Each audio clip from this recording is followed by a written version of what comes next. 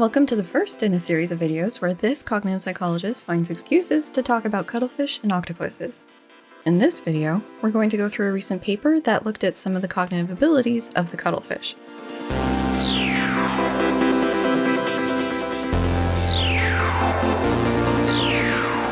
This video made possible thanks to continuing support of viewers, patrons, and PayPal pals like you. Thanks!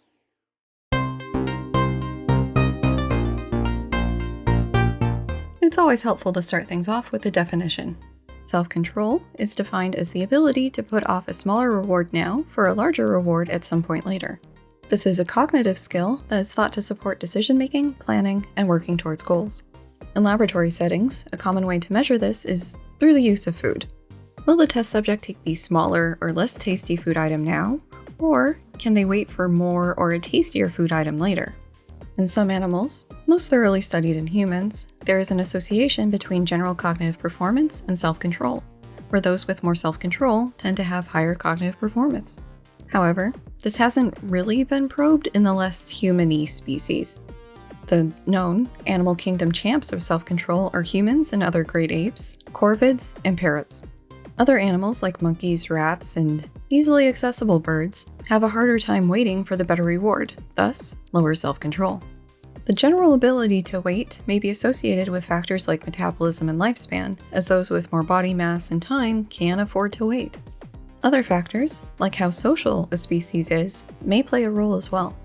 So, if a species is more social, members may need to grease the social wheels by not getting an immediate reward, like sharing food instead of just eating it all. Another factor may be how hard or risky it is to get food. If you're putting your life on the line with every meal, it would make sense for your species to develop an ability to wait for good opportunities instead of Leroy Jenkinsing it when food is present. Let's do this. Leroy Jenkins! The current literature on self-control hasn't been able to disentangle the social factors from the ecological, meaning the risk or difficulty in acquiring food. This is because the self-control greats are all social species who also face ecological challenges in getting food. When doing a science, it can be helpful to find a counterexample. Consider the common cuttlefish. These little guys are cephalopods, like their more known relatives, octopuses. They have short lifespans, generally less than 2 years, and are not very social. Cuttlefish rely on stealth, for both avoiding being eaten as well as to help them hunt and surprise their prey. They have also developed pretty good memory and learning abilities, as they may need to search for prey and adapt to changing conditions. Basically, they can learn where they need to go and when to maximize their yummy meals. It isn't yet clear how much self-control may play into this. This paper details an experiment that tested the self-control and cognitive ability in cuttlefish. Self-control was measured with a sort of adaptation of the marshmallow test. In human kids, the marshmallow test puts a marshmallow in front of the kid with the instructions that if they can wait until the experimenter returns, they can have 2 marshmallows. Then the experimenter leaves the room. This being a psychology experiment, the kids are recorded while the experimenter is out of the room.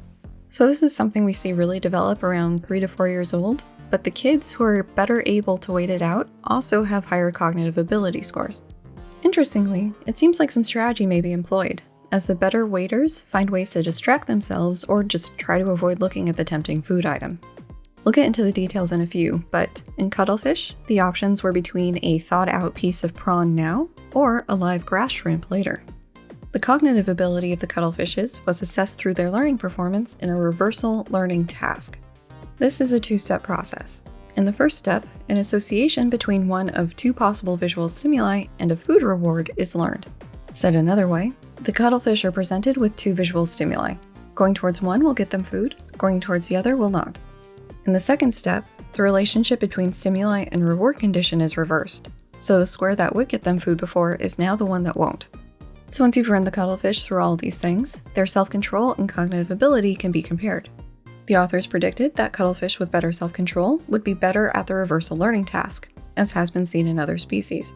They also predicted that cuttlefish would tend to go for the less tasty prawn more when the tastier shrimp was unavailable, and that the time it took them to get the food would be shorter if they knew they couldn't get the shrimp.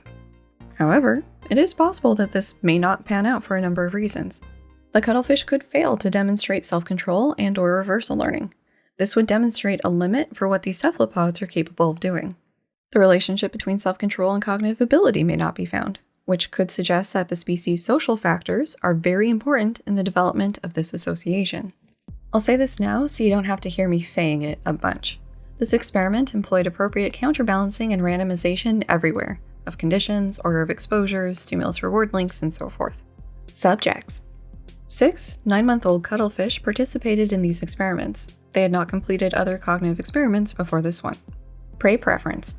The experimenters initially had live grass shrimp, Asian shore crab, and raw but dead king prawn on the menu, but the cuttlefish weren't keen on the shore crab, so the only food items were the preferred live shrimp and the I'll eat it if I have to raw prawn. Self-control experiment. The experimental tank was rectangular in shape, but barriers were added at one side to give the cuttlefish a corner to get comfortable in. At the other side was a 2-chamber arrangement with transparent sliding doors for each chamber. The doors had an attachment point for the stimulus, and more on those in a sec. The self-control experiment involved several phases of training, followed by the test phase. For all the experimental trials, a cuttlefish would be placed near the corner and given time to settle in, so that they would be facing the chamber end, and most cuttlefish would settle in within a couple minutes. In the first phase, only one chamber was used. The symbol on the door was changed in accordance with its food accessibility condition. One symbol would mean that the door would be removed, letting them get the food immediately. Another meant the door would be removed, but only after a slight delay. The final symbol indicated that the food would not be obtainable, even after the door was removed after some delay. The delays used in training were 3, 6, 9, and 12 seconds. 1 day of training involves 6 trials, 2 of each accessibility type. The measures here were how long it took the cuttlefish to approach the chamber once the food was put into it, how many times the cuttlefish used their feeding tentacles to try and get the food, and the delay in making their food grab. What was scored as a correct training response varied by accessibility condition. For immediately available food, a correct response would be to approach and attack the food within 3 seconds.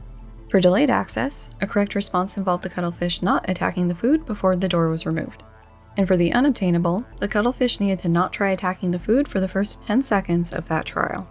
The next training phase was to try to communicate to the cuttlefish that when they approached one of the 2 chambers, the other chamber's food item would be removed. The same food type would be used in both chambers. This training was restricted to 2 days to reduce the likelihood of overtraining, in this context meaning a habitual preference towards one side, which would throw off data down the road. The final phase before testing started involved demonstrating to the cuttlefish that the delay durations would increase over time. Each trial would consist of an immediate chamber being paired with either a delayed or unobtainable chamber. The 5 delays encountered ranged from the possible pool of 10 delays, ranging from 2 to 20 seconds in 2-second intervals. For this, they would have 10 trials per day. The number of days in this phase of training depended on how long it took the cuttlefish to make at least 8 correct responses, plus 3 extra days if they stayed at 80% correct. For the delayed access chamber, a response was considered correct if the cuttlefish didn't go for the small prey item and waited for the door to be removed before attacking that chamber's food. Correct for the unobtainable chamber was defined as not approaching the chamber that wouldn't open and eating the accessible food. All cuttlefish completed this phase within 4 to 6 sessions. And now it's time for the cuttlefish to show what they've learned, and how long they're willing to wait. The 2 conditions depend on if the food is ever going to be accessible or not. The control condition involved the 2 chambers being set up with the immediately available and unobtainable stimuli and matching food accessibility tiers and states. So on the immediately available side was the raw prawn, and on the unobtainable side was the live shrimp. Hypothetically, the cuttlefish should just go for the immediately accessible food when presented with this pair of stimuli. The experimental condition instead paired the immediately available stimulus and less tasty food with the better food linked to the delayed stimulus. The max delay for each cuttlefish was worked out by bumping up delays by 10 seconds from the starting delay of 10 seconds. So, in each trial, it was possible for the cuttlefish to just take the accessible snack. This would be the smart thing to do only when paired with the unobtainable chamber.